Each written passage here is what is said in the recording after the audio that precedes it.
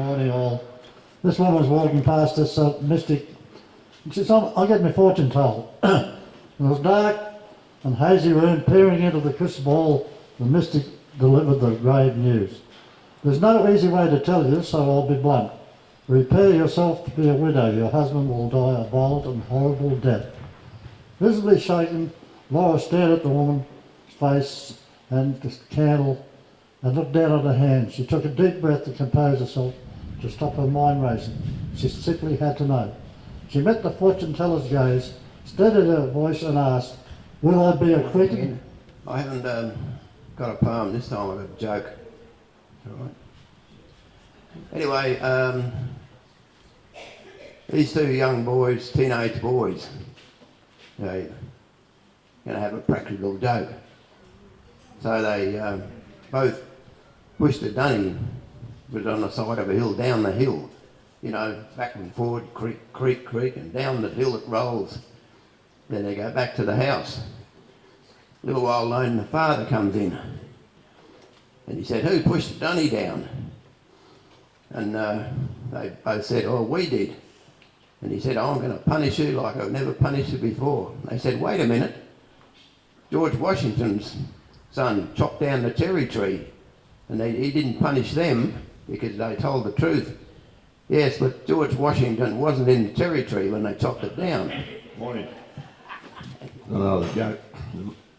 Drunk walking through the graveyard late at night, and he heard a tapping sound. As he walked, it got louder and louder, and then he come across this bloke sitting at the tombstone, chipping away at it. He said, oh, thank God. He said, I was starting to get worried. He said, I was getting frightened, actually. He said, what are you doing that for? He said, the bugger spelt my name wrong. Thank you. Thank you. I'll do a poem this time, a quick one. It's just called Oops. I was at the old mates the other day when downing on a two, and all at once I realised that I'd had quite a few. So I stood up from my padded chair and staggered towards the door. My wife shouted, you can't drive, you'll have to watch the law. I said, I'll go the back way home and they'll be none the wiser.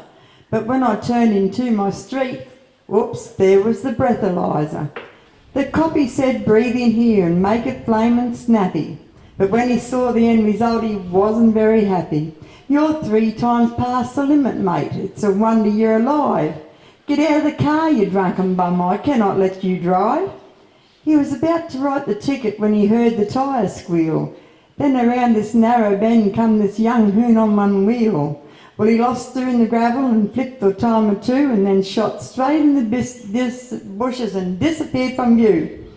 Well, the copper dropped his pencil and took off like a jet, and I'm sure I heard him murmur, I ain't finished with you yet. As he raced into the bushes and left me there alone, I foolishly jumped in my car and headed straight for home. I locked the car up in the shed and around the back I tears, yelling to the missus to help me up the stairs.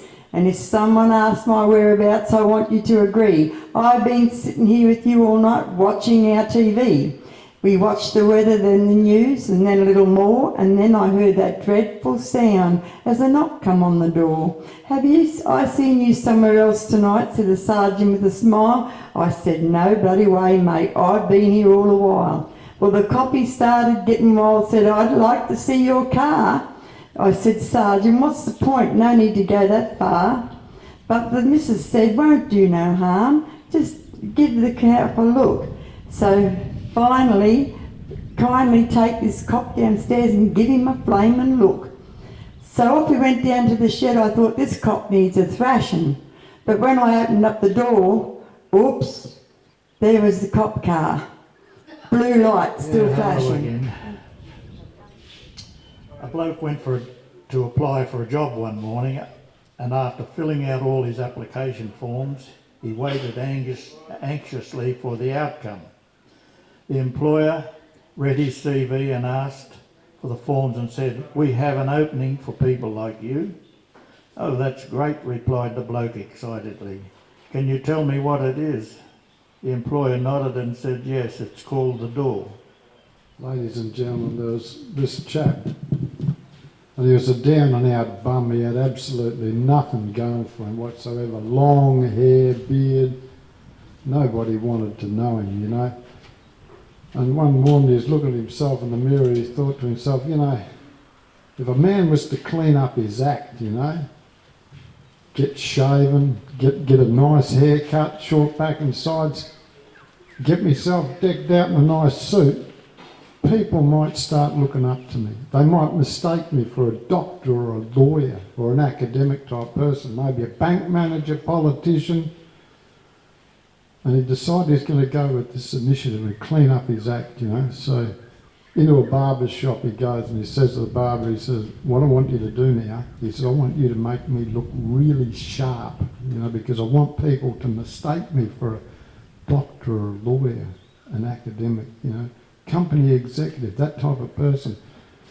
I want you to do a good job on me. So the barber says, not a problem, puts the towel around him, and then when he's finished, he whips the towel away and he looks at himself in the mirror. He said, now, sir, you look very sharp. And he looked at himself and he said, yes, I do, that looks really good, thanks a lot. You know, he walks out of the barber shop and all his clothes are stuck. He thought, I've got to do something about this. So he goes into a menswear shop and he's lurking around in the menswear shop looking at all these suits and that. Next thing, a salesman rocks up to him and says, can I help you, sir? And he said, yeah. He said, I'm looking for a suit. He said, I want to look really sharp. He said, I want a suit that'll make me look like an academic type person, someone very smart and sharp. And the salesman says, look, there's a suit here, that's your suit. Try it on. He said, only cost $1,000. He said, oh, hold on a minute. He said, I didn't want to spend $1,000. He said, look, don't worry about how much money you're spending. He said, what's the suit's going to do for you? You want to look really sharp? Get that suit on. So he puts the suit on, you know, and there's a visual routine to this joke too. Gets the suit on, stands in front of the mirror, and he looks at himself in the mirror and he sees that the sleeves are too long. And he says to the salesman, he says, hey, sleeves are too long. And the salesman says, well, bend your elbows then. Not too long now, are they? And he said, no. He said, no, that's not too long now. He said, oh, but they feel baggy in the backside. He said, well, just bend over there. He said, bend over. It's not baggy in the backside now, are they? And he said, no. He said, what about, they're too long in the legs. He said, well, bend your legs then. He said, the suit fits you good now, doesn't it? And he looks at himself in the mirror, he said, yeah, you're right, the suit does fit me good now. So he bought the suit. And he walks out of the shop, you know, he's going down the street like this, you know, comes to the crosswalk and has got to wait for the lights to change to green to walk across. Lights change to green, he starts walking across the crosswalk like a real criminal. Anyway, gets walking across the crosswalk, and next thing, two doctors come flying down the road on their way to an emergency. And they hauled on the anchors and stopped and let him go past. And one doctor said to the other doctor, he said, you know what? I've diagnosed what's wrong with him. He's got spinal obliphia of the hips, back, neck and shoulder. And the other doctor said, yeah, but that suit fits him good. As most of you know, I'm from Tasmania, and when you come across Bass Strait and you look around, you see all these young lads and you know, people done up in their R.M. Williams boots and brand name shirts, and they say, oh, they're all country. We grew up wearing a pair of Blunston boots or gum boots during the winter and just green work trousers and shirts, and we thought we were country too, so I just put pen to paper. I've never had a hat like Slim's, nor an R.M. Williams shirt. It don't mean I'm not country. I was born playing in the dirt. Country boys do that. I've been milking cows, fed calves and pigs, been making hay and silage, spent hours and days in the old man's truck just clocking up the mileage. Country boys did all that. I've carted hay, carted logs, carted cows and even hogs. Dozed out dams on a little cat dozer. Yeah, country boys do all that. Had days off school to rake green peas, splitting posts from huge old trees, digging spuds and pulling Swedes. Country boys do that. Up before the sun had rose, every day was one of those. Sitting back when sun's well set, 'twas country life. with no regret. I'm country. Did all that. Thank you. This one's called All That's Left by Harry Snitton. A newly married couple off on their honeymoon had travelled well into the night till they reached their motel room. Straight to bed naturally has always been the fashion. They consummate their marriage on their first night of passion. The husband rises early, leaves his new wife at rest, steps in for a shower, enjoys the water's soft caress. Thinks about his wedding day, the new life about to begin. Reaches for the towel that he forgot to bring in. Heard his wife was now awake and so he wouldn't wet the floor. Asked if she would bring the towel to the bathroom door. The husband proudly standing bare as the day he was born, and the wife hadn't seen till then a man in his naked form. Hesitating, she looked him over, her gaze stopped halfway down. Curiously, she spoke in barely a whisper. "What's that?" she said with a frown. "That's what we had so much fun with last night," he proudly poked out his chest. "Oh," she said, looking rather confused, "is that all that's left?" Okay, my other poem is called The Three Little Pigs by Roald Dahl. The animal I really dig, above all others, is the pig. Pigs are noble, pigs are clever, pigs are courteous. However, now and then to break this rule, one meets a pig who is a fool. What, for example, would you say if strolling through the woods one day, right there in front of you, you saw a pig who'd built his house of straw? The wolf who saw it licked his lips and said, "That pig has had his chips. Little pig, let me come in." "No, no, by the hairs of my chinny chin chin." "Then I'll huff and I'll puff and I'll blow your house in." The little pig began to pray, but Wolfie blew his house away. He shouted, "Bacon, pork and ham. Oh, what a lucky wolf I am." And though he ate the pig quite fast, he carefully kept the tail till last. Wolf wandered on, a trifle bloated. Surprise, surprise, for soon he noted another little house of pigs, and this one had been built of twigs. Little pig, let me come in." "No, no, by the hairs on my chinny chin chin." "Then I'll huff and I'll puff and I'll blow your house in." The wolf said, "Okay, here we go." Then he began to blow and blow. The little pig began to squeal. He cried, "Oh, Wolf, you've had one meal. Why can't we talk and make a deal?" The wolf replied, "Not on your Nelly." And soon the pig was in his belly. "Two juicy little pigs," Wolf cried. "But I'm still not quite satisfied. I know how full my tummy's bulging, but oh, how I adore indulging." So creeping quietly as a mouse, the wolf approached another house. A house which also had inside a little piggy trying to hide. "You'll not get me," the piggy cried. "I'll blow you down," the wolf replied. "You'll need," pig said, "a lot of puff. I don't think you've got enough." Wolf huffed and puffed and blew. The house stayed up as good as new.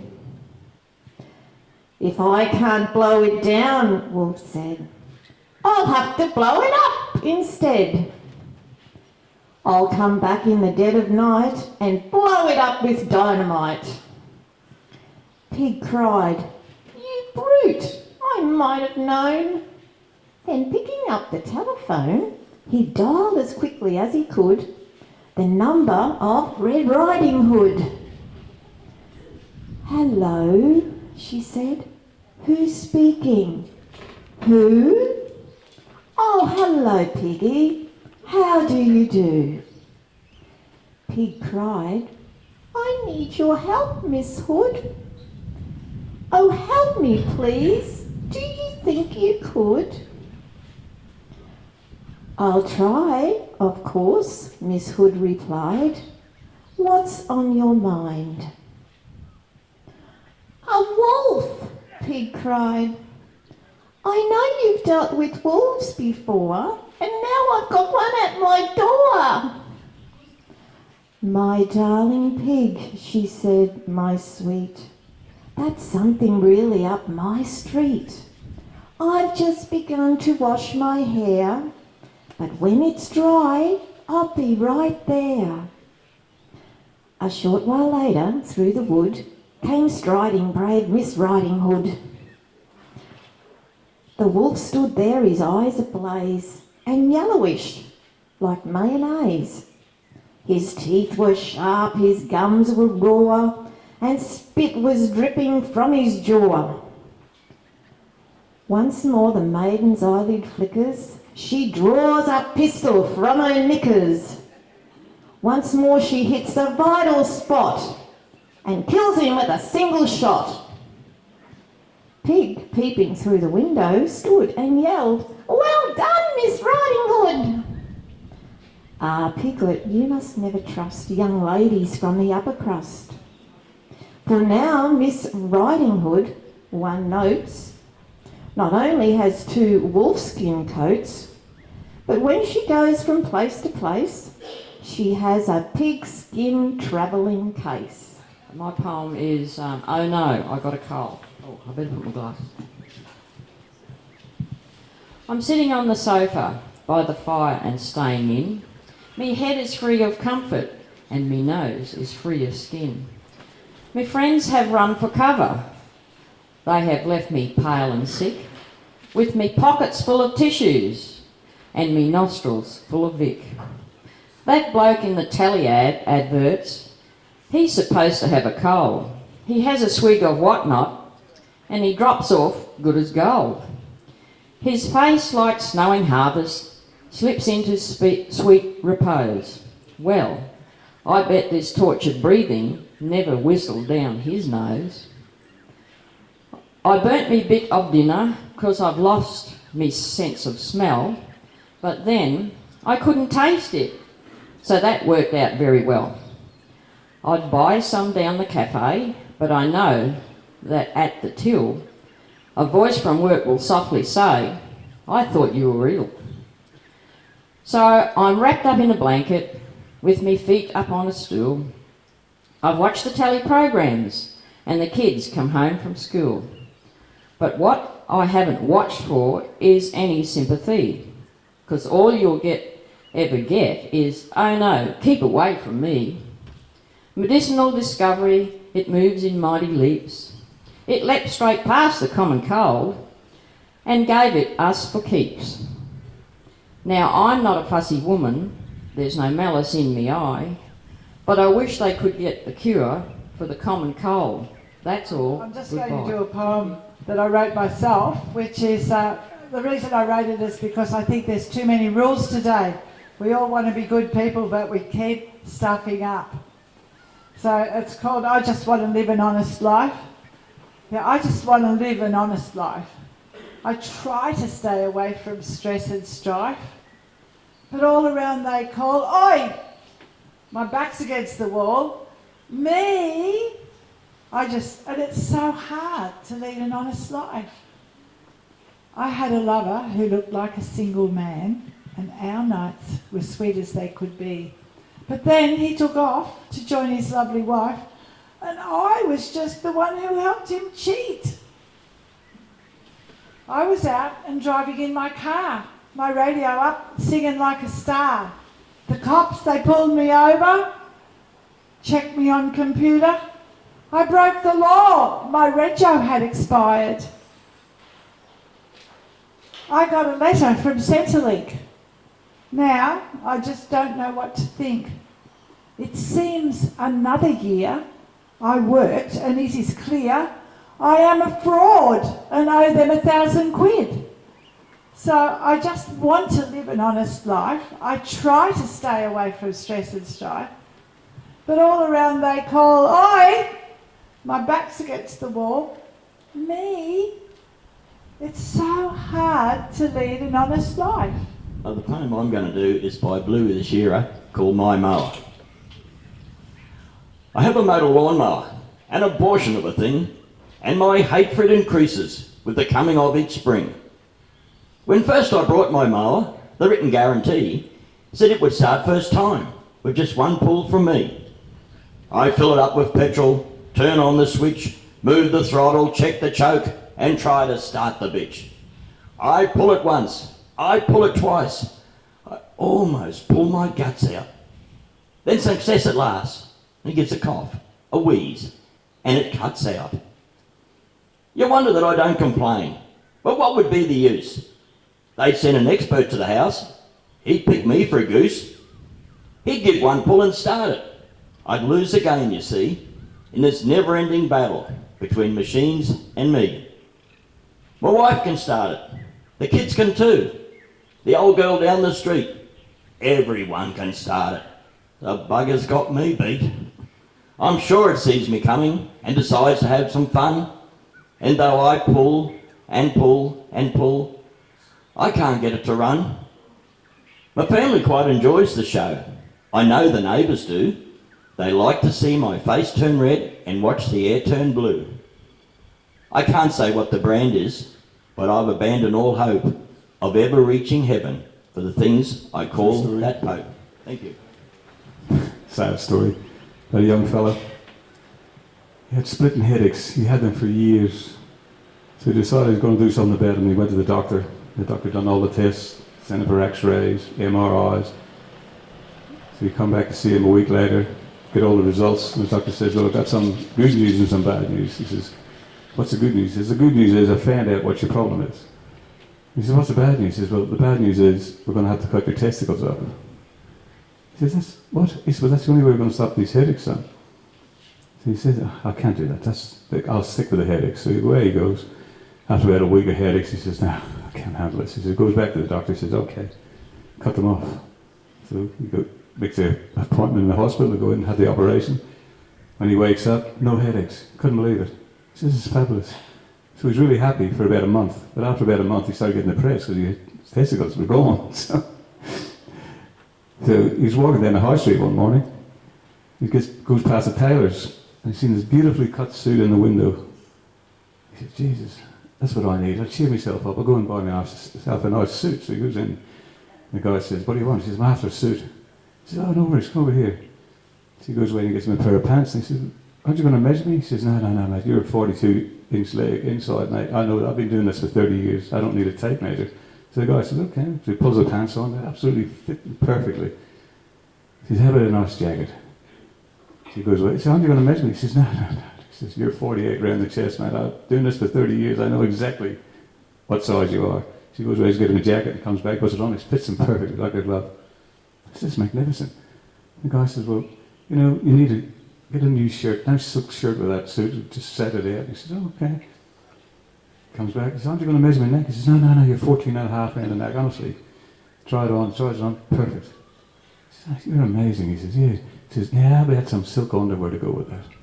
He says, "Okay, we'll go the whole hog." He says, goes away and he says, "Here you go, 32. He says, No, I got you there. So you might have been doing this for 30 years, but I've been wearing underwear for 40 years, and I know that I take a 28, not a 32. And the tailor says, No, you're wrong, son. You take a 32. He says, "No, I take a 28. He says, "No, you can't take a 28. If you're taking a 28, it would shove your testicles up against your backbone. You'd have splitting headaches, right?" I can't match that, I'm sorry. If my body were a car, this is the time I would be thinking about trading it in for a newer model. I've got bumps and dents and scratches in my finish, and my paint job is getting a little dull. But that's not the worst of it. My headlights are out of focus, and it's especially hard to see things up close. My traction is not as graceful as it once was. I slip and slide and skid and bump into things, even in the best of weather. My white walls are stained with varicose veins. It takes me hours to reach my climax speed. My fuel rate runs inefficiently. But here's the worst of it. Almost every time I sneeze, cough or laugh, either my radiator leaks or my exhaust backfires. Good morning again. Thank you. This poem is from prize-winning poems by Ellis Campbell, a good Australian. And this one's called Dad, I Want to Be a Politician. I'd like to be a politician, said my youngest son.